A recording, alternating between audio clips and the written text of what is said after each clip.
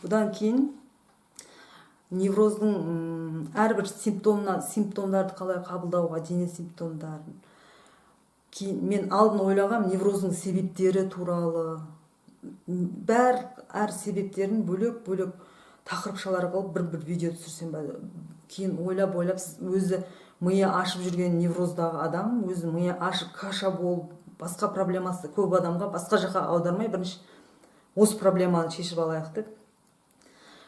Мен видео түсірем, үрей, қорқыныш, бұдан кейін үрей, қорқыныш, невроз кезіндегі симптомдар, әрбір симптомына бір видео, арқасына жаттығулармен. Сол жаттығулармен шыға аласыз деп толық айтуға, егер сізде интуиция күшті болса, интуиция деген түсінетін шығарсыз, интуиция күшті болса, сіз шыға аласыз сол жаттығулармен әр кезеңде. Бірақ бір невроздан шыққанша көп адамда бір 100-200 шақты сұрақ туындайды күніге әртүрлі жағдайдан. Мидың өзі сондай режимдегі ми үрей мен қорқыныш тауып береді сізге. Бәр ситуациядан, әрбір жағдайдан сізге қорқыныш тауып береді. Сол кезде сіз қайтадан шарасыздық халге түсесіз да, қайтадан депрессивный состояниеға, неврозға қайтадан тартып алып қалады сіздің миыңыз. Сол үшін біз жабық группа ашып жатырмыз. Тренингіме келіңіздер. Невроздың бірінші қорқыныш пен үрейден құтылу жолдарына сол тренингте жабық группада аптасына 2 рет онлайн телефоныңызда отырып мен сіздерге әрбір қорқыныш пен үрейдің, әрбір қорқыныштың өзін жеке талдап берем. Ол неден болған, оны не істеу керек екен.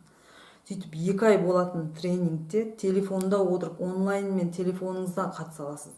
Қатысып, аптасының бір күнінде сол жабық группада мен толық таңертеңнен сағат 5-ке шейін, таңертең 10-нан 5-ке шейін сұрақтарыңызға жауап берем.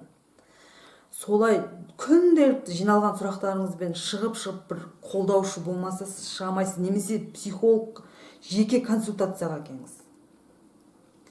Сонда осылай шығып кетуге болады. Бірақ егер ондай мүмкіндігіңіз болмаса, оның бәрі ақша, яғни тренингіміз тегін емес. Бірінші үрей мен қорқынышпен күрес деген тренинг тегін, бірақ оған самооценканы қосып қойған. Екеуін қосып бір төлейсіз де 2 тренингке қатысасыз деген. Егер ондай мүмкіндігіңіз болмаса, мына осы жаттығулардың бәрін жасап, Невроз.kz деген сайтым бар, сол жерде мен кітабым бар, сол кітаптан интуициямен шығуға тырысыңыз. Бірақ білмедім енді. Осындай көресіз. Сол үшін шарасыздық халге жеткен адамдардың көбісінде, мен өзім осындай әлеуметтік желіде отырған неврозбен ауыратындардың, зардап шегуші адамдардың әлеуметтік желісінде басында өзім невроз болған кезімде. Сол жерде көп ер адамдар шыдай алмайды ғой психиканың бұндай ауытқуларын. Ер адамдар алкогольге, ішімдіктерге, шамадан тыс психотропты, бағанағы нейролептиктерді шамадан көп өзі, мысалы таңертең 1 таблетка, кешке 1 таблетка деген рецепт берсе, одан көп ішіп құтылудың, өзінің проблемадан қашудың жолы ғой, енді құтылудың жолы емес, қашудың жолдарымен жүрген адамдарды мен көргем өзім. Сол жердегі бір-бірімізге хат жазамыз ғой әлеуметтік желіде. Содан соң өткенде қайтадан кірсем, 5 жыл болды ғой мен ол жерден шыққам. Қайтадан кірсем, әлі отыр сол адамдар. Әлі сол баяғы әңгіме, осыдан жайлап 2-ші тақырыпқа көшеміз. Невроздан неге мен шыға алмаймын деген сұраққа мен сіздерге жауап беріп отырсайын.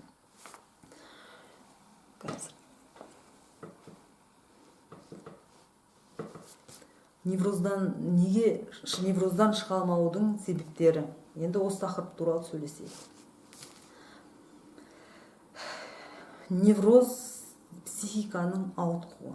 Біздің психикамыз бір күрделі дүние ол. Оны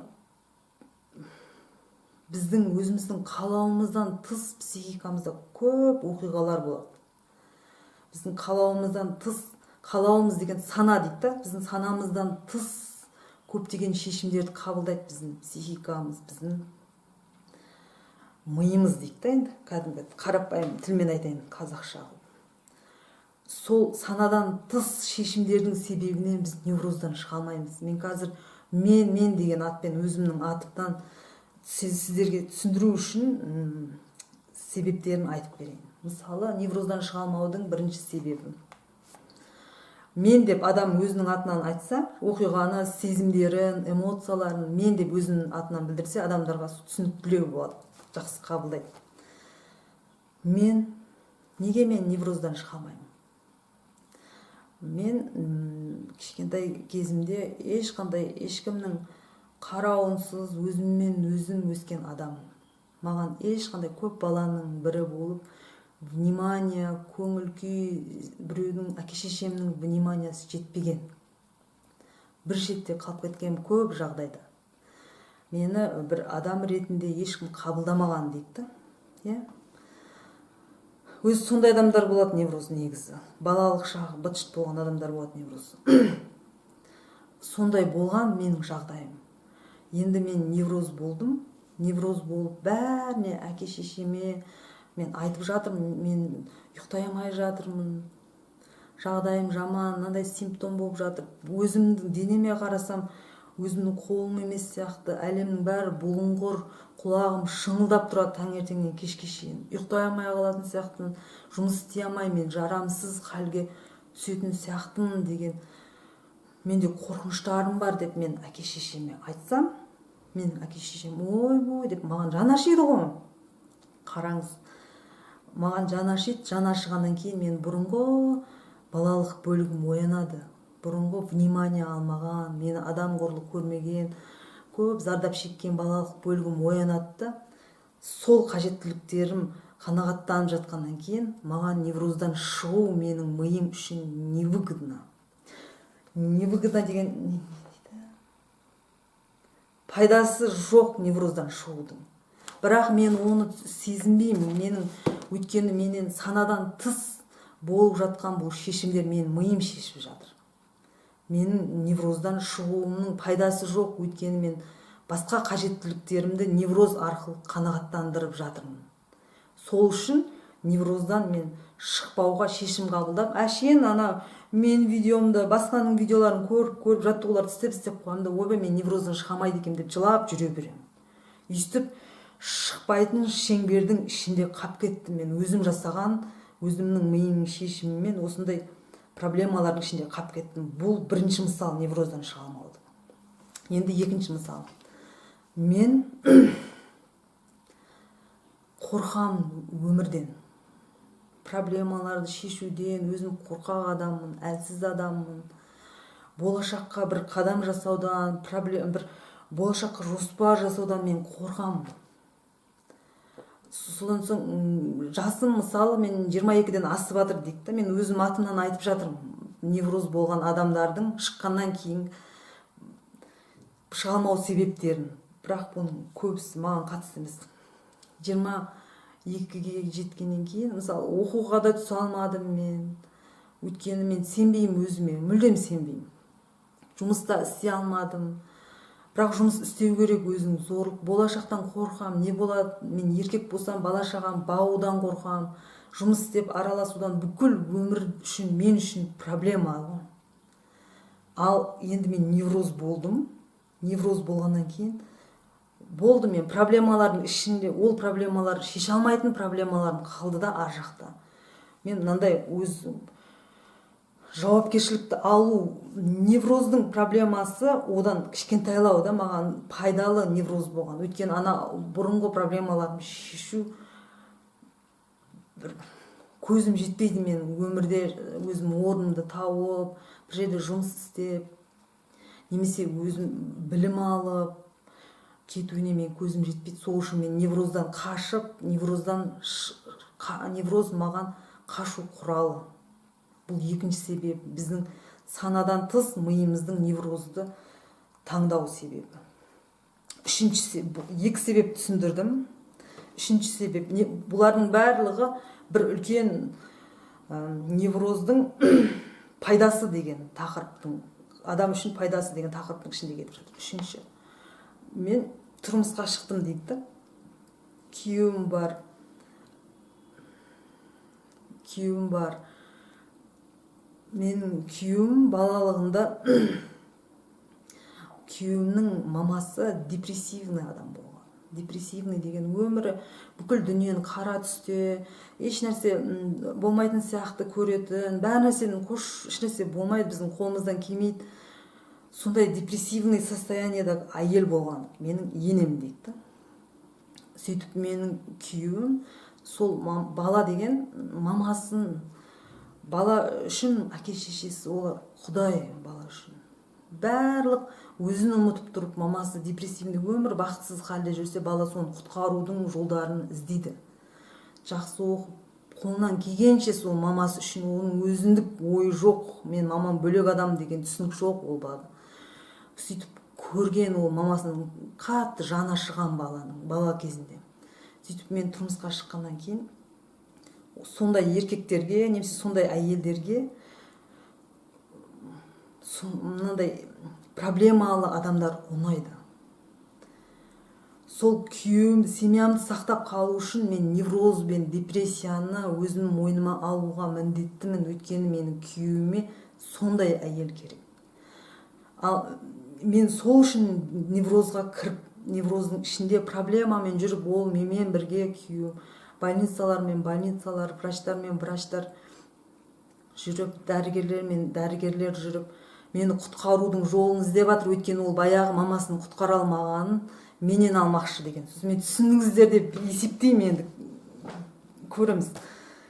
Солай мамасы үшін ол бала баяғы проблемасын үйінен тура сондай отбасы құрып, әйелі невроз бен депрессия болуға міндетті. Мен сол үшін, күйеуім үшін, семьямды сақтап қалу үшін невроз болуға міндеттім. Егер мен невроздан құтылсам, мен семьям бұзылады. Көп жағдайда осындай проблемамен адамдар невроз бен депрессияға түседі. Осындай проблемамен әйелдер мен еркектер. Не үшін мен ондай өйткені менің өзім ешкімге керек емес болған балалығымда. Сол үшін күйеуім тастаса, мен жалғыз қалам, жалғыздықтан қорыққаннан мен неврозды, осындай проблемаларды жүруді, мен миым шешім қабылдаған. Мейлі біз невроз болсақ, депрессия болсақ та мейлі, бірақ мына жақтан пайдасы бар, мен күйеуімді ұстап қалып жатырмын. Түсіндіңіздер деп ойлаймын енді. Сондай. Бұл үшінші пайдасы невроздың. Төртінші пайдасы невроздың, мысалы, мен балалығымда тек ауырып қана әке шешемнен внимание алғам. Әке шешем басқа жағдайда ешқандай маған внимание бермеген, тек ауырған жағдайда ғана мен әке шешем үшін керек болғам. Сол үшін мен ауырып, күйеуімнің, бала шағамнан, жан-жақтағы сосед, таныс бәріне өзімнің проблемаларын айтып, мен жүрегім дүрсілдеп, мен жынды болып кетейін деп жатырмын, жағдайым жаман, не істеймін мен деп айтып, олар ойбой, Айсұлу, саған қиын болыпты ғой деген кезде, мен солардың ойбой деген нәрсесін біз қарап бақылаймыз ғой бір-бірімізді. Бақылап, мен ол адамнан жанашу сезімін өзім алғаннан кейін, мазохистпін да мен ішімде. Жанашу сезімін алғаннан кейін мен рахаттанып, өзімді керек сезініп, осыдан кейін мен миым шешім қабылдайды. Мен бұлайша ешкімге керек емес екенмін, онда мен невроз болып жүре берейін. Содан невроздан шықпаудың шешімін қабылдайды біздің миымыз, біздің қалауымызсыз санадан тыс болып жатқан дүниелер бұның барлығы. Сол невроздың пайдасы, төртінші пайдасы осы. Өз-өзіне жанашу кейін невроздың пайдасы. Жаны ашып, күніге мен жағдайым жаман, жатардан алдын жылап, невроздағылар. Мен жүрегімде ауырып жатыр, мына жерімде ауырып жатыр, врачқа барсам, ешқайсысы көмектесе алмайды, ешкім не жауап бере алмайды, не дәрісі жоқ, шығатын шешім жоқ. Мына жақтан депрессия, мына жақтан ойдың шырмауында, мынандай дәрі ішіп жатырмын, ол дәрімен мен туа аламын ба, туа алмаймын ба? осындай миллион проблемамен жылап жаны ашып адам өзіңізге жаны ашу деген сезім ол деструктивный адамды өлтіреді ішінен. Жаны ашып сіз сондай жатқаннан кейін өзіңізді жұбатып содан ми пайда тауып осындай жаны ашырлықты. Одан мысалы невроз болмаса ол адам өз-өзіне мән бермеу, өз-өзін қабылдамауы да мүмкін. Бұндай себептердің саны көп. Әр адамның өзінің себебі бар неврозды таңдауы. Сіз невроз жағдайында жүрген адам болсаңыз, қазір мен сізге жаттығу беремін. Сол жаттығулармен сіз өзіңіздің не үшін невроз сізге пайда тигізіп, қай жағынан пайда тиіп, не үшін невроздан құтылмауды сіз шешім қабылдап отыр. Сіздің санадан тыс подсознание, миыңыз неге олай қабылдап жатқанын анықтап алуға болатын қазір жаттығу беремін. Не істейміз енді? Мейлі осында мен пайда тауып жатыр екен, не істейміз? Ең бірінші, бүкіл адамға проблемаларды айтуды тоқтату керек. Ең бірінші нәрсе. Қатты адам қиналып жатса да, мейлі қанша мен өзім басынан өткеннен кейін білемін невроздың қандай қиын нәрсе екен. Ми үлкен проблемаға көрсетіп қояды бізге мына неврозды. Бірақ ол шығып болғаннан кейін таң қалып қарайсыз ол кезге мен болмайтын нәрсені проблема қылған екен деп. Түсінемін, иә, жаман жағдайыңыз. Бірақ ұзақ мерзімді перспективалы өмірге қарайтын болсаңыз, сіз қазір осылай неврозға өзіңізге жаныңыз ашып жүре берсеңіз, солай жылдап жүре бересіз. 7 жылдап, 10 жылдап, 8 жылдап. Мен сондай группаларда отырғам, әлі отыр олар. Мен 5 жыл бұрын отырғам ол жерде. Солармен бірге күніге жылап, менің жағдайым жаман, бүгін мына жерім симптом шықты, не істейміз деп. Сол үшін жанашырлықтың арқасынан әрекет болып шығудың жолын немесе шешім қабылдау керек. Маған невроз пайдасы болса, қалсаңыз қалыңыз неврозда. Әркімнің өзінің шешімі. Егер сізге ұнап жатса неврозыңыз, содан көп пайда тауып жатсаңыз, семьяңызды сақтап отқан болсаңыз, қалсаңыз сонымен қалыңыз, енді өзі біледі әр адам. Егер одан шығамын деген шешім қабылдасаңыз, бірінші орында бүкіл адамзатқа проблемаларды айтуды тоқтату керек.